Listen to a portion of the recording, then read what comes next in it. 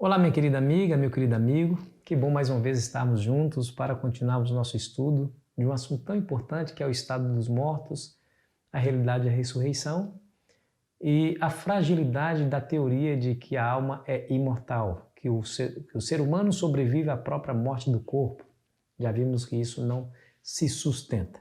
Te agradeço de coração por estar aí comigo, não somente apreciando esse material, mas também fazendo com que outros tenham contato com ele. A porta da esperança se abre ao coração das pessoas quando ela tem contato com a palavra de Deus. Então, obrigado por ser esse missionário de Jesus. Continue fazendo assim. E se você ainda não é inscrito ou inscrito no nosso canal, se junte à nossa grande família, a família do Lição Fácil, porque a sua inscrição fortalece o nosso canal aqui, tá bom? Se você gostou do nosso conteúdo, não se esqueça de deixar o seu gostei. Toda essa interação é importante porque fortalece o canal diante das redes sociais e ele próprio será promovido, e quando ele é promovido é pessoas que são alcançadas. Então por isso eu peço você que nos ajude aqui, tá bom? Aqueles que dormem no pó. Nós já vimos aí que a ressurreição é o ensino da Bíblia, tanto do Velho como do Novo Testamento. Vimos passagens importantes acerca da vida de Jó, de Isaías, o salmista no Salmo 49, no Salmo 71.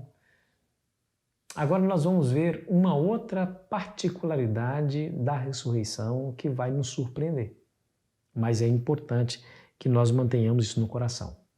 No capítulo 12, versículo 1, aparece uma figura que nós precisamos compreender quem é. 12, verso 1 diz assim: Nesse tempo se levantará Miguel, o grande príncipe, o defensor dos filhos do teu povo. E haverá tempo de angústia, o qual nunca houve, desde que houve nação até aquele tempo, mas naquele tempo será salvo o teu povo, todo aquele que for achado inscrito no livro. Quem é esse Miguel? Bom, ele é chamado aqui de o grande príncipe. Mas é importante dizer para você que o significado do nome Miguel é uma pergunta afirmativa, no seu original hebraico. Miguel significa quem é como Deus. Um dia Jesus disse para os seus discípulos: aquele que vê a mim, vê o Pai, porque eu e o Pai somos um. Se você quer saber quem é Deus, olha para Jesus. Compreender Jesus é compreender o próprio Deus, o Pai. Essa é a afirmação que nós temos no estudo do Novo Testamento, dos Evangelhos. Mas vamos ver algumas orientações do próprio livro de Daniel para identificarmos esse ser chamado Miguel aqui. Bom, o livro de Daniel traz várias profecias. No capítulo 8, traz a profecia que retrata a luta da Grécia contra os medos e os persas. São dois animais que aparecem aqui, né? É um carneiro com 2 chifres, representando os reis da Média e da Pérsia, e um bode peludo com um grande chifre nos olhos, entre os olhos, que representa a Grécia. A Grécia batalha contra os medo-persas e toma o poder e domina o mundo daquela época. O grande chifre, foi o seu primeiro rei, conhecido na história como Alexandre o Grande, quebrou-lhe o chifre, nasceram 4 no lugar.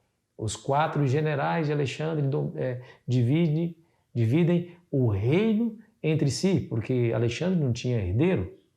E nós vimos que entre os 4 surge um pequeno que derruba os outros e domina tudo. Aí nós percebemos pela história universal, que o próximo império que dominou o mundo foi o Império Romano, que substituiu o Império Grego, que conquistou ali aqueles 4 impérios que surgiram do Império Grego. Aí, olha só o que diz, preste atenção, o que diz o verso 25 do capítulo 8, falando sobre o Império Romano. Presta atenção. 8, verso 25 diz assim, Por sua astúcia nos seus empreendimentos fará prosperar o engano, no seu coração se engrandecerá e destruirá a muitos que vivem despreocupadamente. Levantar-se-á contra o príncipe dos príncipes, mas será quebrado sem esforço de mãos humanas. Eu pergunto para você, no Império Romano, quem é esse príncipe dos príncipes que viveu no Império Romano? Que o Império Romano se levantaria contra ele. Quem é? Bom, você já sabe a resposta, né? Jesus nasceu no governo de Tibério César, imperador romano. Você se lembra que o próprio Herodes mandou matar todas as crianças de 2 anos para baixo a fim de matar Jesus. E Herodes era o governador da região da Judéia. E era um governador romano. Ele é chamado também de rei porque ele tinha autoridade sobre aquelas províncias ali naquela região. Né? Aí vem o capítulo 9, versículo 25, que fala sobre a profecia, tão famosa profecia que Deus deu a Daniel naquele tempo, mostrando o tempo exato da vinda do Messias, do ungido. No capítulo 9, versículo 25, o anjo está explicando a profecia das 2.300 tardes e manhãs para Daniel. Aí ele diz assim, sabe e entende, desde a saída da ordem para restaurar e para edificar Jerusalém, até ao ungido, ao príncipe, 7 semanas e 62 semanas, e praças e circunvalações se reedificarão mais em tempos angustiosos. Você percebeu que o ungido aqui, a palavra ungido no seu original significa Messias, é também chamado de príncipe? Você percebeu lá no capítulo 8 que o Império Romano se levantaria contra o príncipe dos príncipes? Aí você vem no capítulo 12, que nós já lemos, de Daniel, que diz que se levantará Miguel, o grande príncipe. Nós sabemos que esse é o próprio Jesus. Miguel, vou repetir, significa aquele que é como Deus. Quem é como Deus? E o único que pode arvorar-se como ser igual a Deus é o próprio Cristo. Aí, falando nesse contexto, no verso 2 traz uma informação sobre a ressurreição, que é o tema do nosso estudo. O verso 2 diz, muitos dos que dormem no pó da terra ressuscitarão, uns para a vida eterna e outros para a vergonha e horror eterno. Aqui, o profeta Daniel diz que haverá a ressurreição tanto dos justos como dos injustos, tanto dos salvos como dos perdidos. E aqui alguns interpretam que é uma ressurreição especial por ocasião da volta de Jesus. Na volta de Jesus haverá a ressurreição tanto de maus como de bons. Claro que não é uma ressurreição universal. São algumas pessoas escolhidas por Deus, entre os maus, entre os injustos, que voltarão a viver para ver Jesus voltando em majestade. Em Apocalipse ele nos traz esse vislumbre lá no capítulo 1, versículo 7, quando fala da volta de Cristo. Veja que não há dúvida em relação a isso. O verso 7 nos diz assim, eis que vem com as nuvens e todo o olho verá, até quanto os transpassaram. E todas as tribos da terra se lamentarão sobre eles, certamente. Amém. Aqui está dizendo que todo olho verá, até mesmo aqueles que o transpassaram. Quem são esses que transpassaram Jesus? Você se lembra que Jesus estava pendurado na cruz, estava morto já, e alguns, para certificarem que ele estava morto, o transpassou com sua lança. Mas não só isso. Aqueles que pegaram suas mãos e transpassaram suas mãos com os pregos, e transpassaram seus pés também, com aqueles cravos. Aqueles que ao pé da cruz diziam, você é o Filho de Deus, salvou tantas pessoas, não salva a ti mesmo? Não é o Senhor que é o Rei dos judeus? Desça da cruz e creremos em ti. Essas pessoas estavam zombando de Cristo. Na volta de Cristo, essas pessoas, segundo Apocalipse 1:7 e Daniel 12, verso 2, ressuscitarão. Uns para a vida eterna e outros para horror e vergonha. Por que vergonha? Essa palavra é importante. Por que vergonha? Porque eles estarão envergonhados, porque aqueles que eles rejeitaram era de fato o Filho de Deus, era de fato o Salvador da humanidade, era o Rei dos Reis, e eles tiveram a oportunidade única de se inclinar diante do Rei dos Reis. Ao invés disso, resolveram zombarem de Jesus. E agora eles estão envergonhados diante da cena, vendo Jesus vindo nas nuvens dos céus. Ellen White vai dizer assim: as sepulturas se abrem, e muitos dos que dormem no pó da terra ressuscitarão, uns para a vida eterna e outros para a vergonha e horror eterno. Todos os que morreram na fé da mensagem do terceiro anjo saem glorificados do túmulo para ouvir o concerto de paz estabelecido por Deus com aqueles que guardaram sua lei.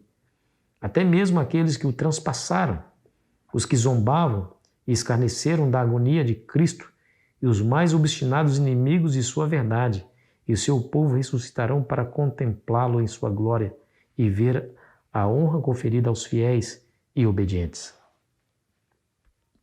Olha, que situação, né? Esses voltarão a morrer. A glória de Cristo os destruirá naquele momento.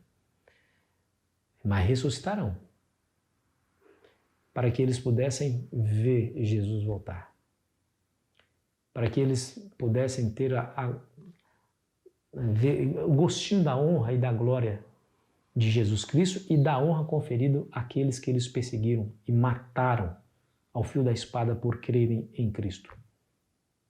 Verão Jesus voltar. Querido amigo, deixa eu dizer uma coisa, eu quero ser ressuscitado. Eu tenho certeza que você desejará isso também na sua vida, caso você passe pela morte. Mas que a nossa ressurreição seja aquela gloriosa, aquela onde nós estaremos erguendo os olhos para o céu e glorificando o nosso Deus. Não somente nessa ocasião, porque nós aprendemos a glorificar o nome de Deus em todos os dias em que vivemos nessa terra. Somente iremos dar continuação ao nosso costume de glorificar o nome dele. Que essa seja a sua realidade, meu amigo. Olha, perder o céu é perder tudo. Você imagina a angústia, a tristeza, o arrependimento e o horror e a vergonha que sentirão aqueles que são maus, que zombaram de Cristo e ressuscitarão só para vê-lo vindo em majestade para depois serem destruídos novamente? Não seja eu e você que experimentemos essas coisas.